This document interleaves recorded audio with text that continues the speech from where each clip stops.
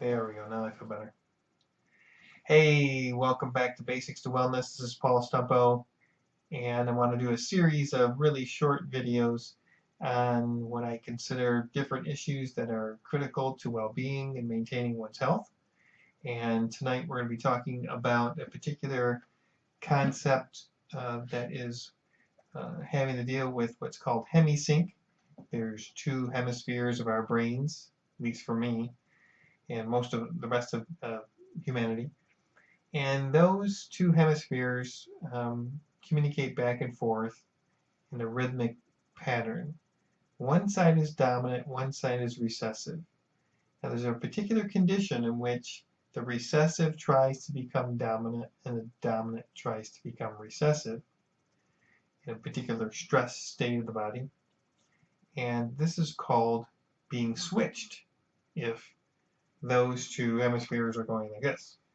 So, in order to test for that, the first thing I want to do is talk about how to test for it, and then the second thing is how to do temporary corrections for it, and then the third would be what is the long-term solution for this type of condition. So, first point is to talk about how to test for it. Now, all you got to do is get a pendulum. What I have here is my handy-dandy neutral pendulum, which is this plastic bead that's string. And this time, there's no tuning necessary. You just find yourself an old dead battery and hold it anywhere you like, and kind of put your finger on the positive end of the battery to start with, and notice the spin. Hopefully it's spinning. If it's not spinning, one of the other videos talking about the basics to wellness, we covered water and minerals and the necessity of water and minerals. And just to go over that really quickly, if it's not spinning, you're probably not hydrated and needing minerals. And so soon on my website there will be some minerals there for purchase. It's not there yet, but if you want to go out and find them, some TJ Clark minerals are really good to use. And there are other colloidal minerals, plant-derived colloidal minerals that are good that you can find. That's just the one I use, and I'll have it there for you shortly. So, back to the battery, back to the pendulum, back to the switch state. So if I concentrate on the positive end, and for me, it's going in a clockwise direction, and that is the direction you would like it to go to, or in, indicating you're not switched. So to continue the test, you flip the battery over to the negative and put my finger on it, and then observe the motion of the pendulum, and it's now going counterclockwise, and that is the appropriate directions for the battery test.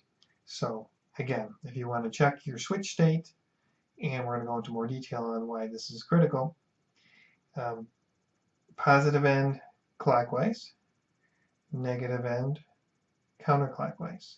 Now if you don't have one of these handy-dandy neutral pendulums, put a washer, nice heavy washer on the end of a string, and you basically are going to have the same results with that. Long term, I would recommend a neutral pendulum. So I just seen that my state is not switched, meaning my vestibular ocular system here that is integrated with this hemisync rhythm is properly balanced.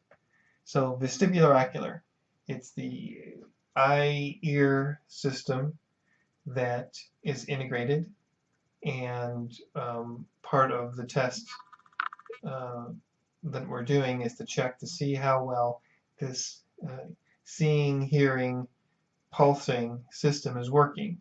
Therefore, I talk about the vestibular ocular system with regard to this, and I actually, when I'm working with a client, I don't test the battery with them. I use what I call my handy-dandy X, and I had them look at an X, which basically excites this vestibular ocular system, and as you know, it crosses over from the right side to the left and from the left side to the right, so it puts that system under stress, and if they go imbalanced while looking at this, I consider them switched.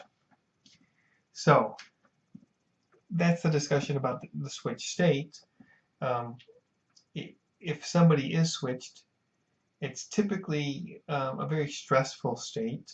One of the things about being switched is if they were doing any type of dowsing testing, they would get the inverted answers, so their in resonance would be out of resonance, and their out of resonance would be in resonance, so they would get inverted answers. As well, if they were being tested, like somebody who's doing muscle testing with them, they could get inverted answers or confused answers. It's a condition that's primarily, in my opinion, integrated with the structural hygiene of the individual, and specifically talking about their sphenoid, cranial sphenoid bone, as well as their atlas, the atlas bone. We've talked about that in the Basics to Wellness discussion, the atlas being the foundational piece to the entire spinal nervous system and the conduit through which all the pulses go. But the sphenoid here also is setting right across that area. And if you've studied anything with upledger and craniosacral, knowing how critical that cranial bone is to well-being and mental health. And so folks that have this out, and it's over 50% of the people that come in have this out, so this is like an important bit, really find themselves in a very stressful, difficult state. Now, so if somebody was doing energy work on a person like this, in this state, the energy really has a hard time getting in because everything's inverted and upside down and backwards. Okay, so that's how to fix it. How to temporarily fix it is to do this very interesting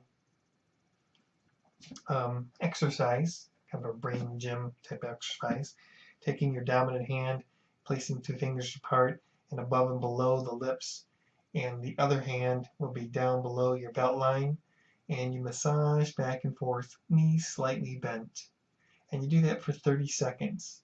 Now what this is doing is it's connecting the conception vessel to the governing vessel, these 2 master meridians. The conception vessel starts or ends just below the lips, runs down to the genitals, and the governing vessel just above the lips runs over the top of the head, down the back to the tailbone. And so we're connecting these 2 together in this fashion, and we're exciting them and trying to help rebalance front to back. So we're going to do a massage like this on 3 different areas. This is the first. And you can also touch your tongue to the top of your mouth there, which also connects these 2 meridians together and causes this energy flow to take place. So 30 seconds here, and then 30 seconds at what are called the K27 points. This is a little bit difficult to find.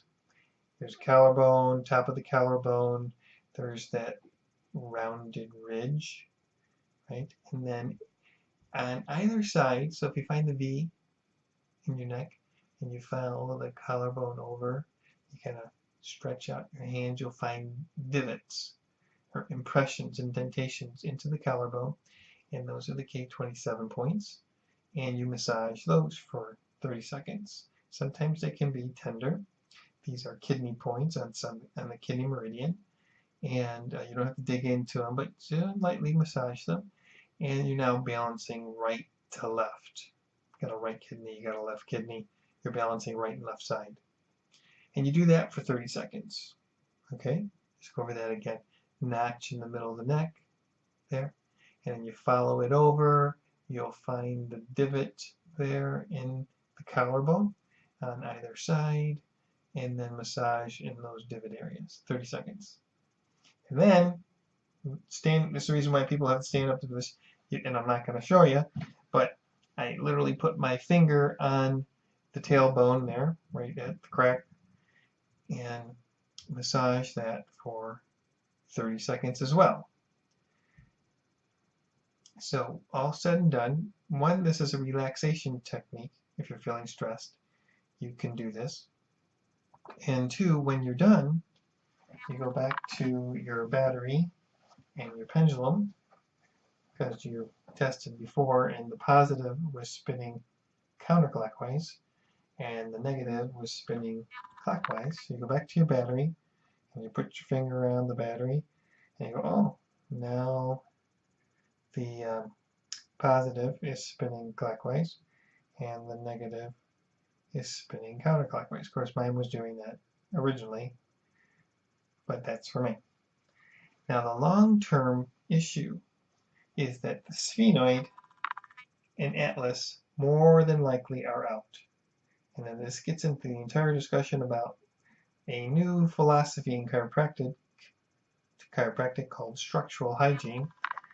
And one of B.J. Palmer's original technique for doing chiropractic, which is called the hole-in-one, which is a side posture table, toggle recoil, specific method where an impulse is placed into the atlas to toggle the one side of the atlas so that you can unwind the wound up spinal system. And so good luck finding somebody that does toggle recoil. I'll try to post some websites on there for links to see if you can locate one in your area. You're welcome to email me on any questions, comments. Please place them below and I'll do my best at answering your questions. Thanks for tuning in.